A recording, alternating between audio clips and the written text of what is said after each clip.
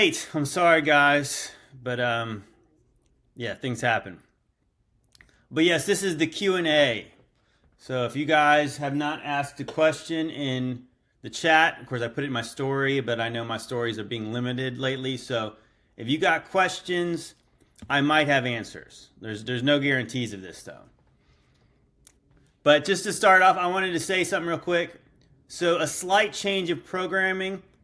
I'm no longer putting my lives back on my profile. Unless here's the bad news. I'm not doing that anymore. But if you subscribe, I am. So obviously that's going to go behind the subscriber wall. But if you still want to watch them, the good news is I'm putting them all on, basically on YouTube. I'm basically turning them into like a podcast format. I have actually a different camera and a different mic, so you can still watch them. So if you enjoy them, I'm going to have them on YouTube and Rumble, and also you'll be able to see them on like Spotify. You know, Spotify has like the video version, but it'll come out on all the podcast stuff. Because I want to encourage you to follow me subscribe on the podcast apps, and YouTube and Rumble. But yes, that's now that business is out of the way, we can start. Okay, so we got some questions coming at me hot and heavy. First of all, I want to say something. I wanted to thank everybody who was so kind and blessed me with their responses. I put my TikTok testimony on. I uploaded that really late on Saturday night. I guess it was early Sunday morning, and the response was very good. And so I kind of wanted to reiterate that like it's kind of cool when somebody asks me like basically how did I get so passionate about doing what I'm doing now. And it was like I didn't really know I was going this way when God obviously gave me a push in faith to do something to get out of my comfort zone. And then before you know it, I'm doing it all the time. And obviously feel very blessed to have done this. But the cool thing is too, is like I was thinking like, it would be cool because a lot of people, were blessed by my testimony. And obviously I'm sure there's a lot of people who watch the videos we all make and they're thinking like, I would like to do that. I don't know where to get started. Well, like I said, we all started somewhere. So I think it'd be cool. I might have to challenge some of my friends to basically do what I did and get out there and say, well, how did it start? What really motivated you to do it? What was the beginning like and all that kind of stuff to maybe give people like maybe an idea of the path to go forward. So I'm probably going to do that. I'm going to call some people out and hopefully they can do that. Well, thank you. But now on to the Q&A because we got some questions. Let's go first to the questions that I got on the thing. I said, so my girlfriend asked if I was single. She should know that I'm not. Maybe that was a test. So the second question was, do you think the war is sort of a distraction for the push toward a global currency? Okay, so that's an interesting question. I mean, I think that obviously, I believe all this stuff is going to lead to the digital currency. I think specifically what this war could lead to is, again, like a bigger war, an escalation of wars in the Middle East. Potentially, obviously, heaven forbid that it could lead to something with one of the other nuclear powers, them taking sides, and then you got a potential like World War III situation. And if you have that, I mean, you can imagine that would cause so much upheaval in the world where everything's on the table. I mean, like, obviously, you can imagine just like shortages in supply chains, inflation like crazy. I mean, if you really think about this, and the more I've thought about this lately, okay, let's just we're gonna go off track a little bit, but I'm gonna tie it back in. Think about Tartaria. Okay, so I talked about Tartaria a little bit about how buildings were way greater than they are now. I mean, there's just no doubt about it. Like, there's no debate. The buildings they used to build are way better than the ones we have now. Okay, so just think about that. So like when they stopped building really nice buildings, it was kind of early 1900s. They stopped building like these classic buildings that are amazing. Well, why is that? Well, they brought the Fed in like, was it like in the teens, like 1913, I believe. Could have that date a little bit wrong. But all of a sudden, so the money printing machine gets fired up, right? Well, guess what happens when they start printing money? money starts being worth less. You ever notice, like, when you go to the store and you get like a bag of chips now, like the bag is like halfway filled, like the bottles, the containers of everything's getting smaller. You're getting less for your money.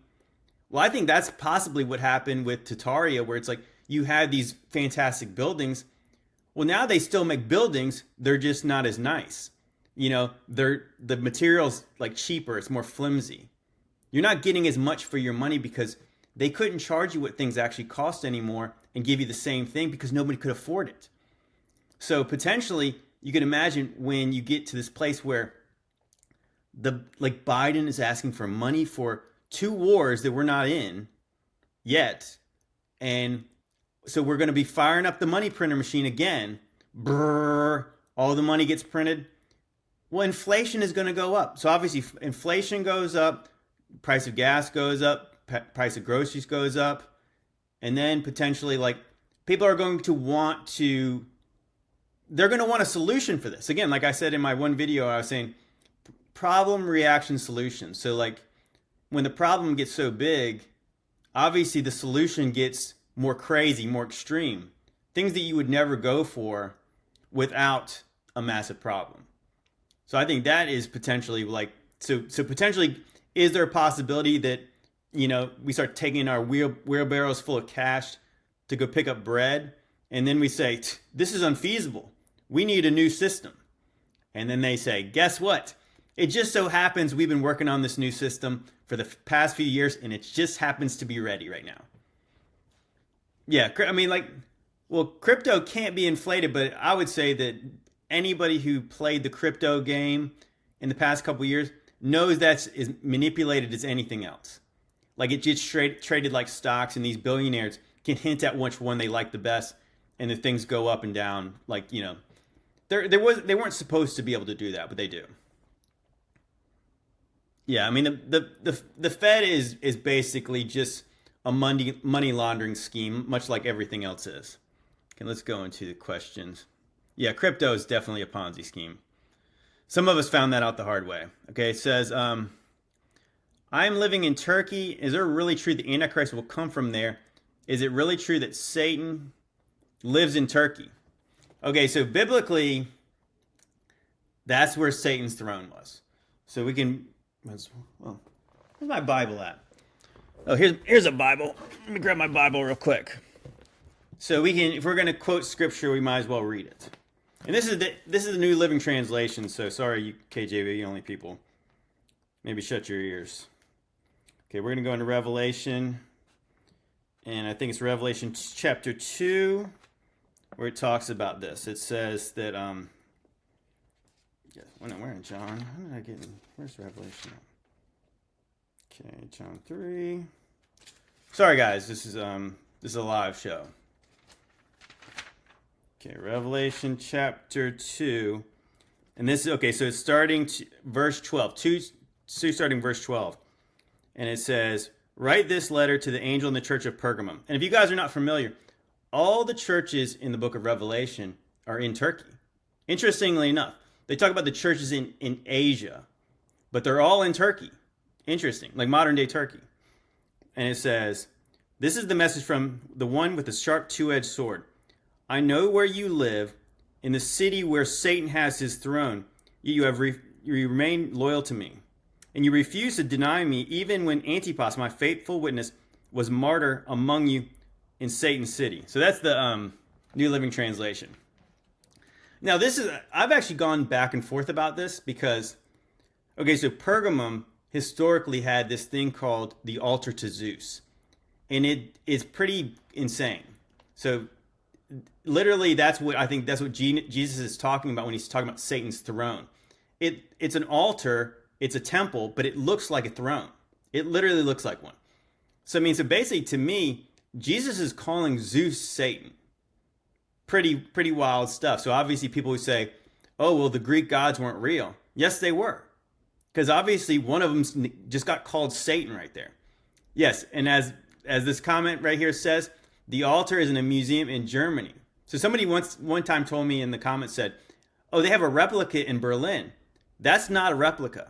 So the very beginning of the 1900s, the Germans took the altar to Zeus apart piece by piece, brought it to Berlin, and then put it back together in a museum in Berlin. So the place where Jesus was calling Satan's throne is in Berlin. How about that? Isn't that interesting? Isn't it interesting? So obviously that was there while the Germans were doing all kinds of stuff in both world wars. How about that? Now, the interesting part about this thing is it mentions Antipas being killed, being martyred. So Antipas was actually martyred historically. I mean, this is what the early church said about him. He was actually killed in Geneva, Switzerland. So Geneva, Switzerland is where CERN is. So check that out. So you have Antipas was martyred, and historically they said he was killed in a brazen bull, martyred at the temple to Apollyon, the temple to Apollo. He was burned in a brazen bull. So what's interesting is most people don't realize there's more than one Satan. So Apollo's is Satan, and obviously Zeus's is Satan. Because I was just reading in Matthew today, I think it was Matthew 12, was when Jesus was casting out demons, and they were saying he was using the power of Beelzebub to cast them out. And Jesus was like, a house divided can't stand. He's like, Satan is not fighting against Satan. And he's basically saying like, but he's obviously mentioning that there's more than one Satan. So Satan means adversary, and any being that would be an adversary to us and to our faith is a Satan, is a version of Satan. And so it's an adversary to us. But I find that very fascinating. So if you think about it, so Apollyon is mentioned in Revelation 9, and then you have a temple in Geneva, Switzerland on the site of CERN, and that they have one of those there too, a temple to Apollo. And that's where Antipas was literally martyred. So that's wild. And so think about it. So Apollyon in Greek means destroyer. And so you know what they put up else at CERN? They put up a statue of Shiva, who's the Hindu god, who's the destroyer. How about that? That's a lot of coincidences, right? So I always say, oh, and by the way, CERN's logo has got 3 6s. That's another crazy coincidence, right? So the question always remains, so what are they trying to do at CERN? And I always say, probably trying to open a portal to hell. Probably trying to open the bottomless pit. Now, can they do that? I mean, I don't think that they can until God allows them to, so I don't think there's any reason to fret about it. But are they trying to do that? They're talking about contacting entities, opening portals, everything. So, yeah. So I think that's what they're trying to do. Okay, so I think I might have got all the questions from earlier. Now, if I've missed any questions, I'll try to scroll back up here.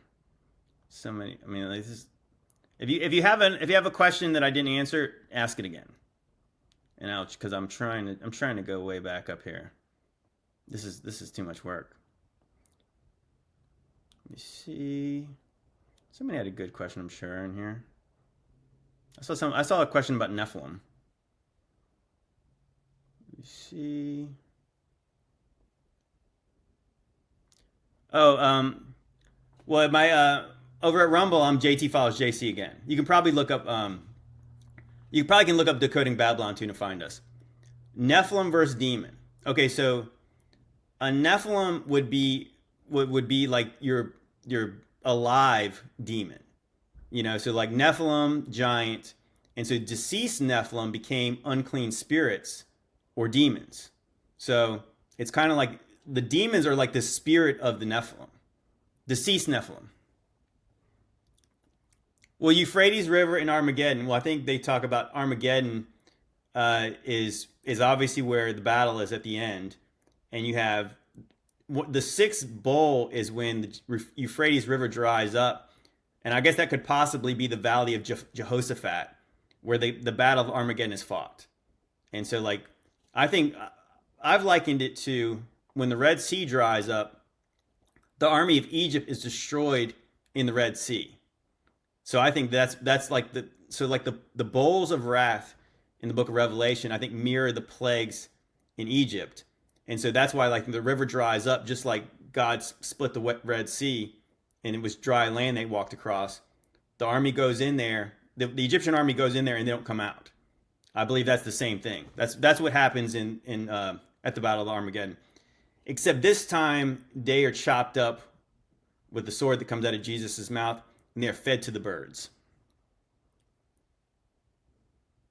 Are there any more signs that have to happen before Jesus comes back? Well, I would say yes, because I believe that he comes back at the very end. And I've been back and forth about this. I was talking about I once believed there has to be a third temple in order for Jesus to come back. But I believe that it's very possible the abomination of desolation has already happened in 70 AD. Because if they have to talk about was it Vespasian and Titus and obviously the destruction of Jerusalem. Like, I don't know enough about that story to say that couldn't be considered the abomination of desolation. So do we have to have a third temple? I don't necessarily think we have to. I think at the end, I think that what I would have to see basically to say like the end is near, the end is nigh, probably a mark of the beast. Because I don't know that there's any evidence of that happening before now. And I think obviously all the technology in the all the technology is there. So I see a one world government, and I see a man at the head of this, and I see like a one world religion, and I see like basically a complete dictatorship, tyranny, where all massive persecution of Christians, that kind of a thing. And I think at the end, it's going to get a lot worse before it gets better. Let me see. Thank you. We haven't heard any trumpets yet. Well, I mean, obviously we don't know. Like the trumpets might blow in heaven, and then the things happen on earth. Well, I'm not sure about that.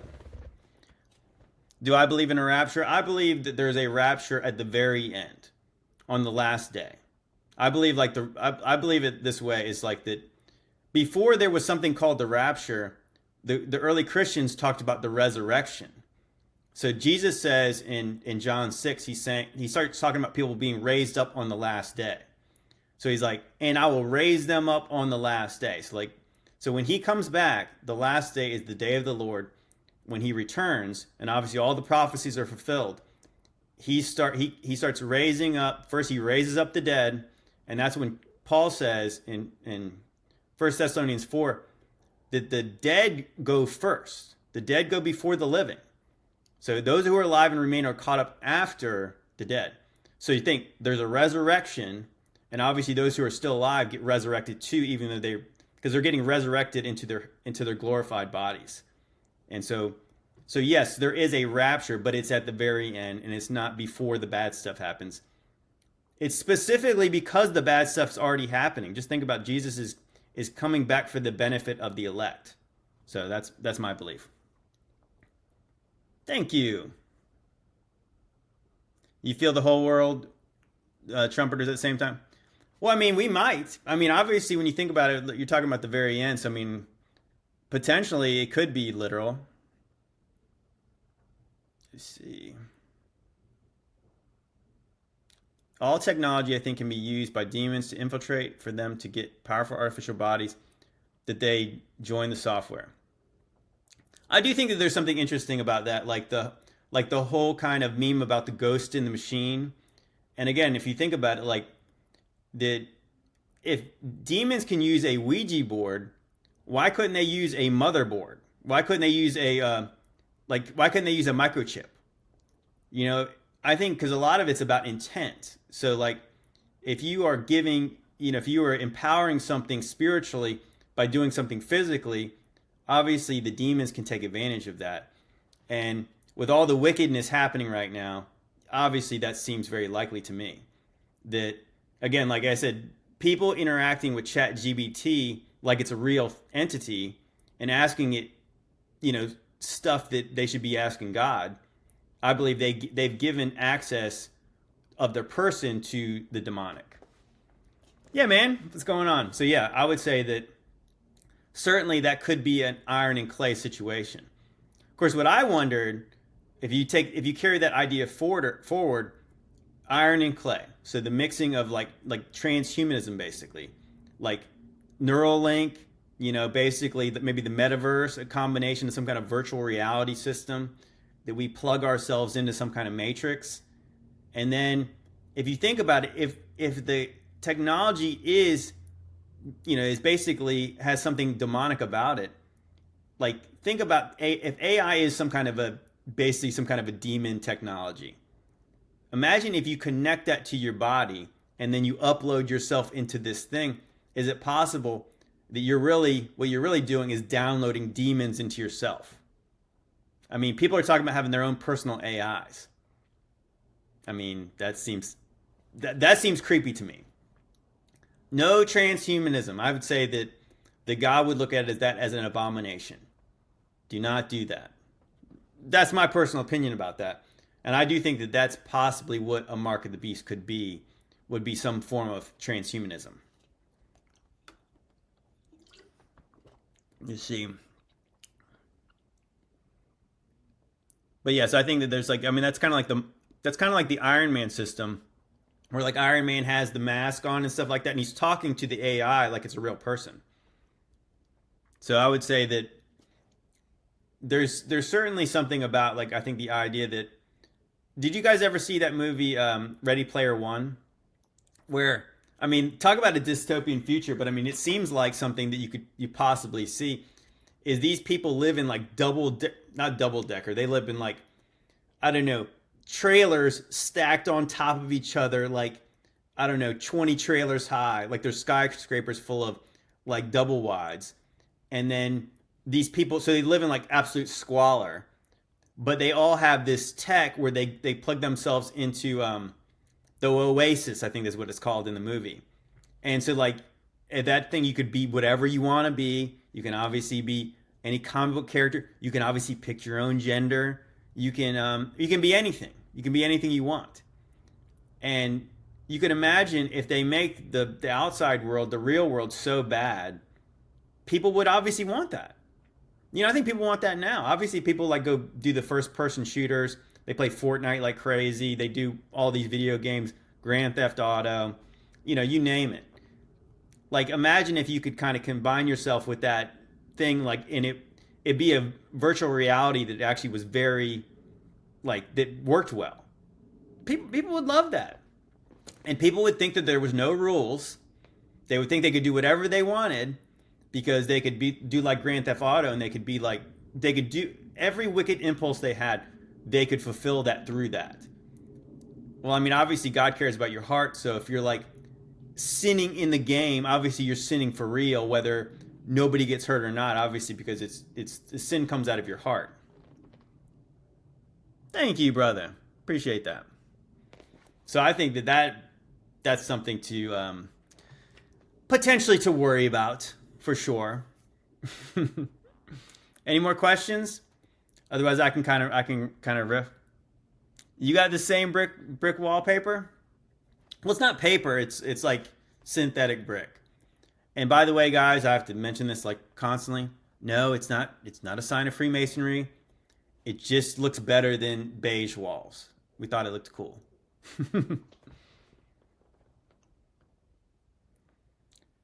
The chips, the chips in the hands, obviously. I mean, obviously people are doing it right now. I mean, it's ready. Okay, WEF agenda 2030. We have to fight the live against the chip. Yeah, the chips. I mean, obviously, the chips are very close. I mean, like, people are getting chips. I mean, I think that there's a point where the chips are going to give you something advantageous at first. Like, obviously, I think that that's the way the devil is going to do it. There's going to be at the very beginning of it, you're going to want to get we're not going to want to get the chips, but the world's going to want to get the chips because it's going to give them something they didn't have before. Some kind of convenience, potentially some kind of Nephilim type DNA stuff. They're going to be able to, I mean, imagine if the chip gave you like some kind of superpowers, and they were, I know I'm getting crazy here, but like, imagine if it gave you some kind of a, like, potentially it eliminated certain diseases. It made you live longer. It potentially made you smarter if you were connected to an AI, where you could actually like instead of needing to Google something, you could actually just think it, like the Neuralink thing. There's a To the world that would be very attractive, right? So at the beginning, people are going to want to get this thing. Like I said, that's people want it at first, and then there's going to be a strong urge for the people who have not got it yet to get it because you're not going to be able to access certain things if you don't. And then they're going to get to the point of like you can't engage in society because obviously it's going to have something to do with your health records in there. They're going to have all kinds of things like you're not going to be able to bank. You're not going to be able to show proof that you've got all the proper, let's just say you got all your shots and everything. And then you're going to be a pariah if you don't get it. And then one day they're going to say you are not fit for society at all if you don't get it. And then they're going to start rounding people up. I mean, I think to me that's the progression that makes sense. Okay, it says the Terminator was based on the future. There was I saw a TikTok recently where they scanned up to like the telephone poles, and there was some kind of a new like device that was attached up to the electronics or whatever, and literally on the box of the electronics it said Skynet. And if you guys are not familiar with Skynet, go watch the Terminator series. Skynet's not good. Skynet eventually gets becomes like sentient, and obviously just tries to destroy humanity. And there was a couple decent movies out of that, though. Let's see. Well, it's interesting. Somebody asked, did people really live 900 years? Yes, they did, because the Bible says they did. And it was interesting. I was reading through or listening to the audiobook of the Antiquity of the Jews by Josephus. And so if you guys are not familiar who Josephus is, he's a first century Roman Jewish historian. And it was very interesting. And he's basically saying, like, don't try to think about how people are created now and they die early. So don't, just because we die, like around 70 or 80 years here, don't confuse that with that it's impossible that people could live that long back in the day. If you just think about it, you're talking about people who were like direct creations from God. Like obviously Adam was a direct creation from God, and then he created Eve out of Adam. And so like you can imagine of all the diseases and the genetic defects we have that they wouldn't have had back then. I do believe obviously the ecosystem was much more friendly at the beginning before the flood. And I think things got much harder as it went along. But I think that has a lot to do with it. And the fact that, but what Josephus also said is, just think about this too, is that if these men had, like the men that they're talking about lived like a super long time, these people all had great connections with God. Like they were godly men. So God wanted them to live longer. And obviously God decides who lives and who dies. So yes, I believe that they were. So, what is a strategy to endure these times financially? Well, that's a great question.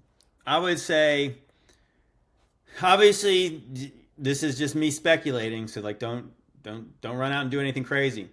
But I would say that precious metals probably is the way to go. And I don't have any stake in that other than I've bought some myself. But like that, if you think about it, like if the paper money, obviously they're just debt notes. There's no value to those things. So imagine if you buy silver and gold, like at least you know that things are made out of those things. Those are commodities to like circuitry. So obviously, I mean, we're getting kind of morbid here, but I mean, let's just say if they're making microchips, owning a lot of silver is probably a good investment for when things go bad. So obviously, the more stuff gets built electronically, I would say metals are probably the way to go. But I mean, at the end of the day, it's like, God told people not to worry about what they'll eat, what they'll wear. He told us to seek first the kingdom of God, and all these other things will be added to us. So he's like, so I wouldn't say like, I would probably just say do whatever makes sense to you, but do not worry about like storing up treasure where moth and rust can get it, because biblically, that's a no-win. Like you can't win like that. Even think about the parable of the rich man building the barns, and he's storing the grain in the barns, and then he's like, I got so much grain. I want to store up more grain. So he tears the barns down, builds bigger ones, stores more grain in there. And now he's like, okay, good. Now I don't have to worry about that anymore. I can concentrate on other things. I almost just think about like people in retirement. Oh, I'm going to work all this time. I'm going to store all this stuff up. And then God's like, you fool. You stored up all that treasure here, but you got no riches in heaven. And now your soul's required of you. So really think about where you're really storing away your treasures at. Make sure it's in heaven first. Let me see. It says 666 in the Bible. What will 666 be if not a visible 666? I think that what 666 is also says it's the number of a man. And I think that potentially there's like sixes on everything. Even I thought about it like this. Just consider this is like he's saying like the image of the beast or the number of the beast. Well, just think about like what you have, like when you have a coin, you have an image of a man on it, right? Just think about like a quarter. You have an image of a man. Just think about your dollar bill. You know, I mentioned the Dazed and Confused. There's some spooky stuff on a dollar bill, man. On a dollar bill, it's got the image of a man, George Washington. And you know what it's got on the back? It's got a pyramid with the symbol of the devil on there, the all-seeing eye. And if you think about like pyramids, they're associated with 369. So like one side 3, two sides 6, all sides together 9. 369. Is that a 666? Put it this way, if you got that tattooed on your right hand or your forehead, I would say yes, it is. Okay, let me see. What do you think about Israel is the wife of the Father and the church is the wife of Jesus? Well, biblically, God divorces Israel. I mean, that's in the Old Testament. He divorces Israel. And if you think about it, like the way he made a way for them to come back was that he sent his son to fulfill the covenant and then die. So you think about it. So Jesus came in the flesh as a Jew who fulfilled every letter of the covenant. And then he died. And so when he was resurrected, there was like basically he freed Israel from the former covenant and allowed Israel to remarry in the spirit. You know, so that's the whole story of that's what happened, because that's what he's basically saying, like that Israel was unfaithful. God divorced Israel, but then he sent his son to die after fulfilling the covenant and then refulfilling it. So no, I don't believe that the bride is for Jesus. Just think about the parable of the wedding feast. The king is preparing a wedding feast for his son. So the king is there and Jesus is the bridegroom. The church is the bride. And like I said, there's neither Jew nor Greek, nor slave nor free, male nor female. We're all one in Christ Jesus, so we're all the bride of Christ. Let me see. Okay, where we go. I thought I saw a guy with a connection to a computer and he could answer questions as fast as AI. I mean, like I said, so I think I did a video about that recently where Humana has this new like tech where you put this little hologram thing on your lapel, and it's your own personal AI. And it's like, so you don't need a phone. And so he was like calling his wife on his phone, and it was like projecting on his hand. And he was saying like, so he was talking about this, we're gonna all have our own personal AI. Well, I only think it's a very small step when you combine something like that, because obviously that tech didn't look all that impressive, honestly, because it's like your touchscreen phones are way more impressive than a little hologram on your hand. Obviously, we're watching 4K video on our phones. That ain't doing 4K video.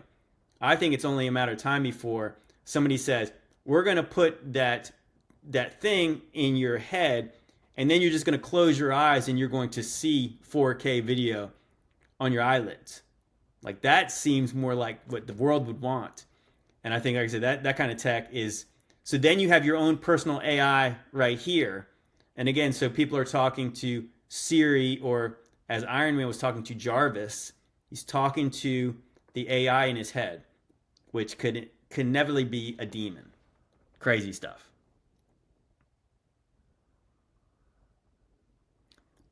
Well, John Connor in the Matrix. Well, you think like a lot of people get this stuff twisted. So you think about Neo in the Matrix.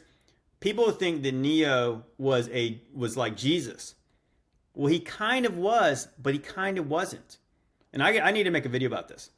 So actually, Jesus or Neo in the Matrix is more likely an antichrist figure, because if you think about these stories about someone being the one, the chosen one, even think about like Anakin Skywalker. He's the chosen one. But what you see in a lot of these chosen one stories, they don't know that they do not know that they're the chosen one. So think about that. So obviously Jesus knew who he was right away. Remember when he's teaching, when he's like 12 years old in the temple, and they were like, Mary's like, where were you? I was in my father's house. You know, don't you know I'm about my father's business? So Jesus knew who he was right away. See, like guys like Neo, they had to become the savior. They didn't realize they were. They didn't think they were worthy to be one. So I think that is an antichrist figure. Like John Connor is an antichrist figure. I mean, you got to think like these movies are Gnostic tales. So like it's inverted where the bad guy in real life becomes the good guy. And then the bad guys in those stories are all these like super control freaks that are all about the rules. Think about Neo's message. There are no rules. And he starts talking to the Matrix saying, I don't know how this is going to end, but I'm going to tell you how it's going to begin. Basically, I'm going to expose you and I'm going to show people they don't have to listen to you anymore. So then you get into like the story where like, so Smith is more like the Jesus character, because in the second Matrix, there's like an engineer or creator of the Matrix. And he's this old guy. And so obviously he put himself into the Matrix, basically being Mr. Smith. And so Smith is like, what are they called in this? They are, they're the agents. So Smith is the main agent. And so at one point he takes Morpheus, kidnaps him, and he's trying to get the location for Zion. Isn't that interesting? And also their ship's called the Nebuchadnezzar. So he's trying to get the coordinates from Zion. And what he ends up doing is he starts explaining to Morpheus about the Matrix program. Because he starts to mention that the very first Matrix they created was a perfect. But the humans rejected it because the humans are so bad. He's talking about Eden. He was talking about the Garden of Eden because he's basically saying we created you a perfect place and you guys rejected it because you guys thrive on misery. And so they made this next Matrix is this horrible place because that's what humans like. So Smith is the Jesus character, and it's Neo who's the Antichrist. And so even in the third Matrix, Smith somehow becomes like a real person in like outside the Matrix. Somehow. Just like somebody else, just like Jesus. He's more like the Jesus character, and Neo is the Antichrist. Oh, what did I move? Smith is enough. No, I think, like I said, I think Smith, like I said, that gave the game away for me was when Smith was talking about the first Matrix they created, and he was saying it was perfect, and humans rejected it. He's talking. I mean, like I said, this is Gnosticism. So if you guys are not familiar with that, Gnosticism is an inverted hermeneutic where the serpent is the good guy. And think about it. So what Gnostic means is comes from the word gnosis, is a Greek word, and it's about knowledge. So Gnostics value, they think you can get salvation through knowledge, when obviously as Christians we do have the gnosis to know the only way you get salvation is Jesus Christ. Grace from God. But they believe through salvation through knowledge. And if you think about it, you got like the serpent in the garden is telling people they can be as gods if they eat of the tree of knowledge of good and evil. So that's why they believe that knowledge saves them, when like literally it's the opposite. Eating from that tree cursed humanity. But they're still believing in that lie from the serpent, and the serpent is their god. That's why they love Lucifer, because he's the god of light, illumination, knowledge. That's why when we talk about people worshiping Satan, most of them are Luciferians. Most of them are not just the pure, just like worshiping the demonic. even though it all leads to the same place. It's just like white magic and black magic. All magic's evil, so it doesn't really matter which side you pick. They believe in yin and yang, duality. Let's see.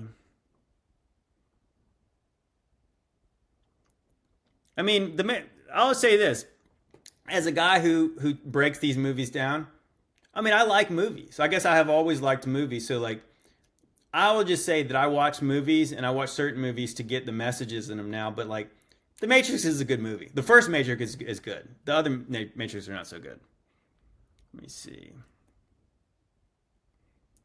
Okay, so what do you think about the comparison of Morning Star, Bright Morning, and Lucifer and Jesus?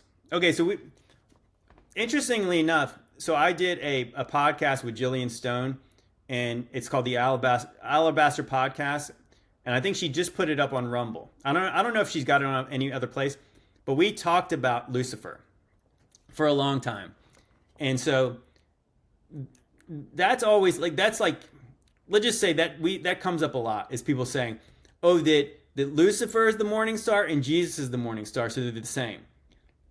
That is so dumb. For one thing, Lucifer is not actually a name. It's just a translation of it's called it's like a morning star son, or is it day star, son of the dawn. And so that's not actually his name. And so there's translations of, like, was it in I always bring this up about angels being aliens, not being from earth, because in Job 38:7 it says the sons of God, or some translations say the morning stars plural shouted for joy when God laid the foundations of the earth. So morning stars, just think about it like this, that when it talks about a third of the angels falling with the devil, well, it doesn't say angels. It says a third of the stars fell with the dragon, because angels are stars. I mean, there's like this thing where I believe that they are heavenly beings. That's what that means. Like they're heavenly beings, and I think they can manifest physically here. But I mean, like, they're representative of stars, or they are stars physically. So Lucifer, so Satan would be a star, just like all the other angels are stars. And so think about, even like Jesus is the Son of God. He's obviously the unique Son of God. He's the inheritor of the kingdom. So he was what everything was created through. So he's different than them. But at the same time, like, Jesus is like, if he's the morning star, the other ones are stars too. He's obviously better. He's the creator. So yes, all the angels are like morning stars. So it's not unique to that, and obviously there's so many other things. Clearly in Isaiah 14, it mentions that Lucifer, that being, is a man. He's not Jesus, he's not God. They're definitely not the same being, and obviously, like I said, that's such a little understanding of, like, hey, that's always like, I always think that somebody told somebody, hey, Lucifer is the morning star and so is Jesus, they're the same. It's like, and then just ignore all the other context in all of the Bible. It's a place of complete ignorance when people say that, because it's silly. The Bible's not saying that. The Bible definitely doesn't say that. Let me see.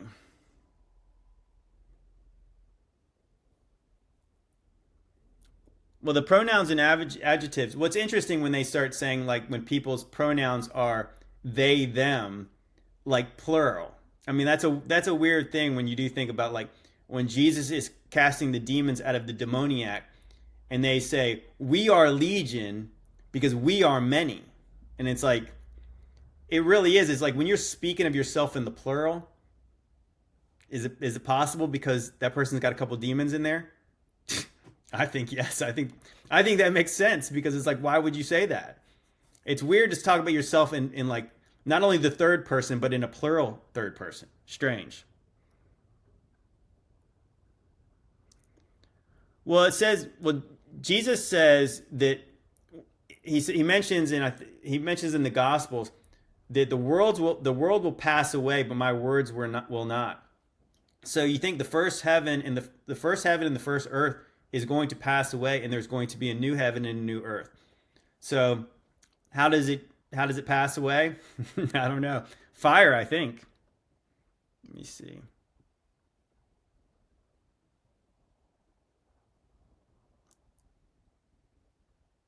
I think this is my belief about Lucifer. I don't think Lucifer is a divine being. I think that it's like day star, son of the dawn.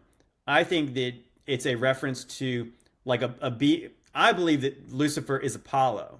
I mean, whatever, like just a different name for that being. And it's a taunt. I mean, if you literally go into Isaiah 14, it's a taunt of the king of Babylon. So it's almost like, just look how it's said. Oh, day star, son of the dawn, might have you fallen. You know, you were going to exalt yourself up into the heavens, you know, put your throne up above the stars of God, make yourself like the Most High, but you're brought down low to the pit of Sheol. Like he's saying, like you tried to ascend to heaven. Look at you now. You're down in the pit in hell. And so like he's saying that you're the man who shook the kingdoms. Is this the man that made the kingdoms tremble? So that is a man that's not the devil. Lucifer's not the devil. Yeah, like I made a video about that, and of course, like I said, you check this podcast out. It's over on Jillian Stone's Rumble page, but I'm gonna put that out on Decoding Babylon real soon, like my part of it, because we're gonna just kind of condense the Lucifer talk. And yes, there's a lot of things that get talked about, the angels, the devil, you know, spiritual concepts.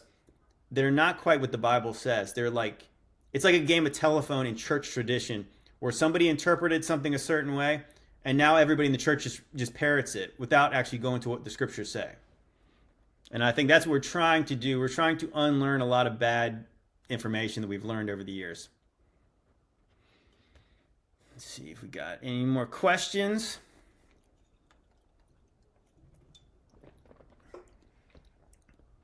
Let's see what we got here. The Statue of Liberty is Lucifer and Apollo and Athena and I agree with that. I mean, I agree with that. That's what some people will say that like. So I made on my basically I did a video, I guess in March of 2022 now, and it was about basically the bottomless pits, the 9/11 memorial, and I was basically saying in Revelation 9/11 it talks about the king of the bottomless pit is Apollyon or Abaddon.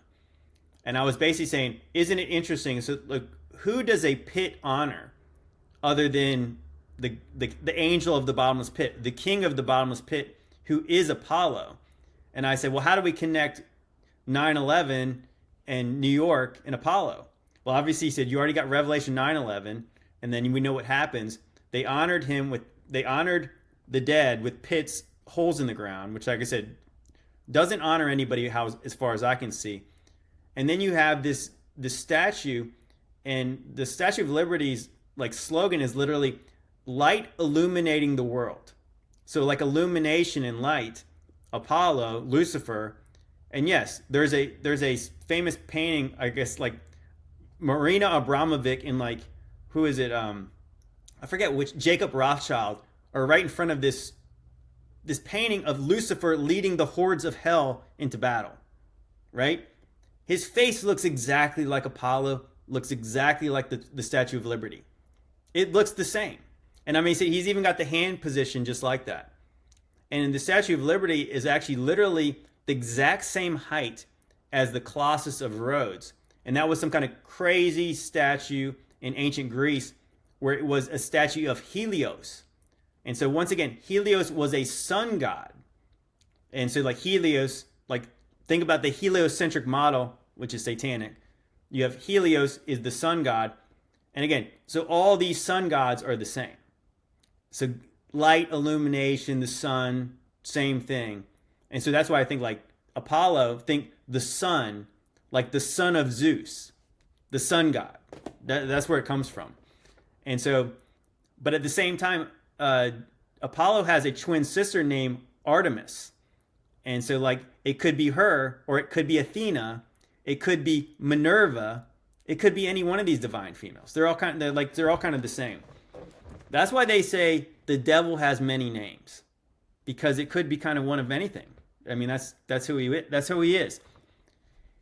it's a shifting doctrine with like all the pagan religions, because and this is my belief, that there was old gods before the flood.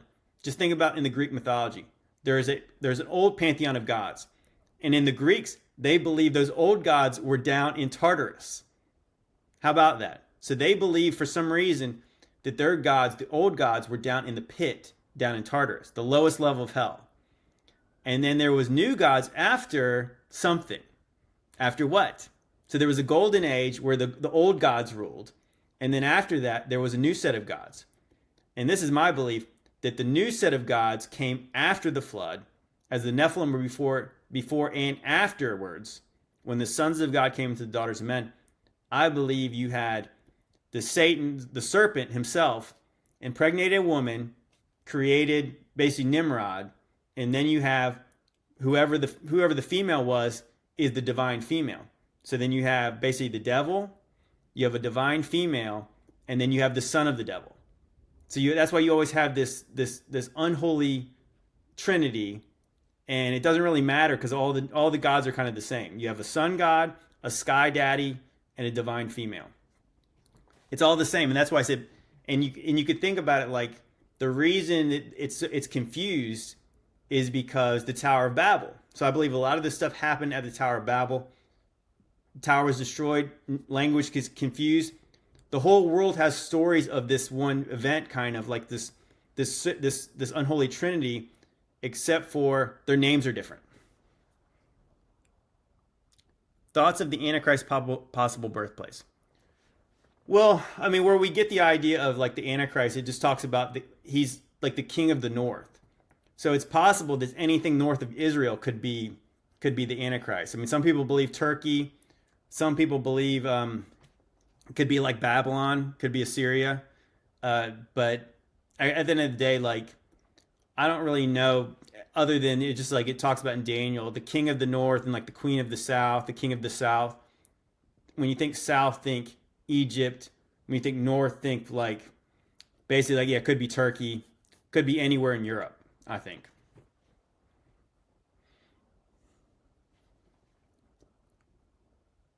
All right. Yeah. Well, I mean, I talked about that a little bit. I did a podcast last week, and we were talking about like the lead ups to the wars in Iraq, and then there was certain archaeological finds in Iraq right before that, cuneiform tablets, stuff about ancient Sumer and everything. The tomb of Gilgamesh. Interesting timing that happens, and then there's a raid in the museum in Iraq in Baghdad. Thoughts on the rapture? I spoke about the rapture a little bit. I believe the rapture is the last day on the day of the Lord. Yes, the why they speak in symbols is because, like, think Manly P. Hall. So Manly P. Hall is a famous Freemason, like one of the biggest writers for the Freemasons. He mentioned that symbols are the language of the mysteries, and that's basically why the symbols transcend language. They transcend time, and that's why, like I said, that's why you see them lie with their lips, and then they cover up the one eye, and that's the truth. So the symbols tell you the truth, because the symbols are older, and obviously they've been around a lot longer than languages. Because words change, but these symbols have remained, and they have the same meaning. Yeah, Game of Thrones. I think Game of Thrones, obviously, all these kind of shows are very symbolic of everything. And then think about like the mother of dragons, the Targaryens. I mean, it's very similar to that. Roswell haven't? Interesting. I don't doubt it. Well, anyways, guys, I'm going to log off if there's no more questions. But like I said before, so before I was putting all my lives back up on Instagram. Now I'm only putting the lives on the subscriber side. But the good news is, guys, before you guys think, oh gosh, you're terrible, JT, I'm putting the lives on the podcast. So this live, if you guys missed any part of it, it'll be on YouTube later. It'll be on Rumble. It'll be on all the video on Spotify, but it'll also be on all the audio podcast stuff. So I want you to follow me on Spotify, Apple Podcasts, whatever you listen to, or possibly YouTube and Rumble. so you guys can watch this. And the good news is it's a better audio. It's got the widescreen version, so you can see more of me if that's something you're interested in. And yes, it'll have more stuff, and maybe I might even put some graphics on it and stuff. But yeah, you guys can check that over there. Hit the link in my bio. And also, guys, if you guys want to hear more, I did a podcast. Well, I mean, I got the podcast Decoding Babylon. Brian and I are going to do more episodes. Guys, follow that podcast. But guys, if you have not seen the movie yet, Ancient Angels, still available. It's gaining momentum. Me and Brian are getting excited. I'm getting on podcast to promote it. So obviously, if you guys got podcasts that you guys think I should be on to promote it, obviously hit me in the comments. Let me know which one I should do, because I would love to do more. Because I'm enjoying talking to these people. Obviously, I did like Sam Tripoli's podcast, which that was a blast, and I'm getting more opportunities. I'm supposed to go on Blurry Creatures at some point, which, if Lord willing, it will happen one day. But I'm looking forward to that. But thank you. But yeah, guys, so hit the link in the bio, follow me on all the things, and I'll try to get on here soon, maybe later this week. Love you guys. God bless.